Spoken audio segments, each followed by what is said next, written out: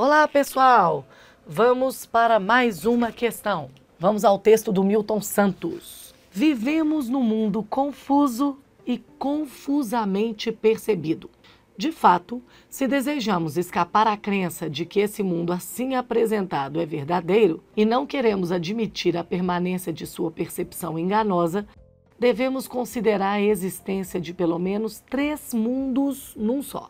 O primeiro seria o mundo tal como nos fazem vê-lo, a globalização como fábula.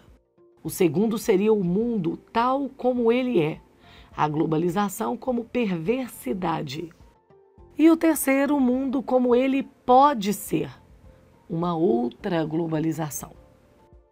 Este mundo globalizado, visto como fábula, constrói como verdade um certo número de fantasias. Fala-se, por exemplo, em aldeia global para fazer crer que a difusão instantânea de notícias realmente informa as pessoas. A partir desse mito e do encurtamento das distâncias para aqueles que realmente podem viajar, também se difunde a noção de tempo e espaço contraídos. É como se o mundo houvesse se tornado para todos ao alcance da mão.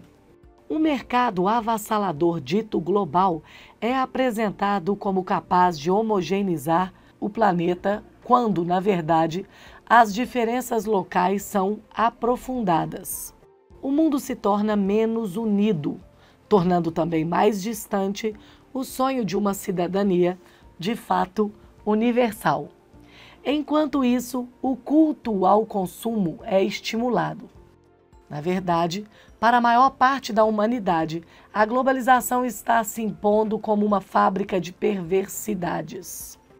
O desemprego crescente torna-se crônico, a pobreza aumenta e as classes médias perdem em qualidade de vida. O salário médio tende a baixar. A fome e o desabrigo se generalizam em todos os continentes. Novas enfermidades se instalam e velhas doenças supostamente extirpadas fazem seu retorno triunfal. Todavia, podemos pensar na construção de um outro mundo, mediante uma globalização mais humana. As bases materiais do período atual são, entre outras, a unicidade da técnica, a convergência dos momentos e o conhecimento do planeta. É nessas bases técnicas que o grande capital se apoia para construir a globalização perversa de que falamos acima. Mas essas mesmas bases técnicas poderão servir a outros objetivos se forem postas a serviço de outros fundamentos sociais e políticos.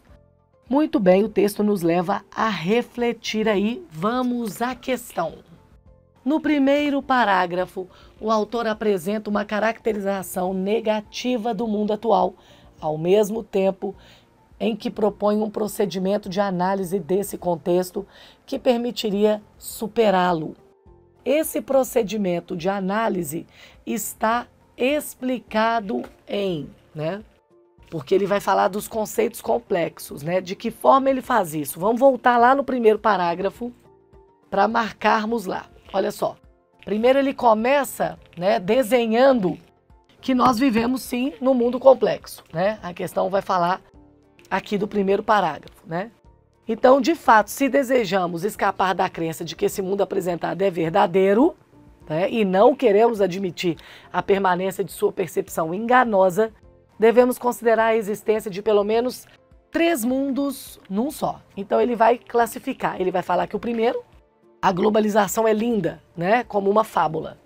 O segundo mundo, esse que a gente também tem que levar em conta, é a globalização como perversidade. E o terceiro, uma outra globalização, que é a que ele vai pregar no restante do texto dele. Muito bem. Então, quando a gente volta lá na questão, quando ele vai falar lá, esse procedimento de análise está explicado. O que ele vai fazer? Ele contesta o que está ali na letra A, lembrando que isso aqui nos ajuda. Ele simula, ele formula ou ele delimita aspectos. Vamos ver. Contestação de práticas e histórias que geram injustiças sociais. Ele não faz. nenhum retorno diacrônico, nenhum retorno histórico em relação a isso, ok? Nesse primeiro parágrafo. Ele simula cenários futuros que possibilitem novas relações humanas? Ele não faz nenhuma simulação, ele leva em conta, ele traz a reflexão. Né? Ele formula conceitos gerais que simplifiquem uma tese controversa? Ele não apresenta tese controversa. Ele faz uma delimitação de aspectos distintos que compõem um problema complexo. Ele vai dizer assim, ó, nós estamos num mundinho complicado, beleza. Então vamos levar em conta todos os sentidos que a gente precisa para tratar a complexidade desse problema. Ok, pessoal? Então, numa questão como essa, tem que ter entendimento global do texto, mas você precisa focar onde a questão pede. E aí, então, você consegue gabaritar. Valeu? A gente se vê numa próxima questão. Tchau!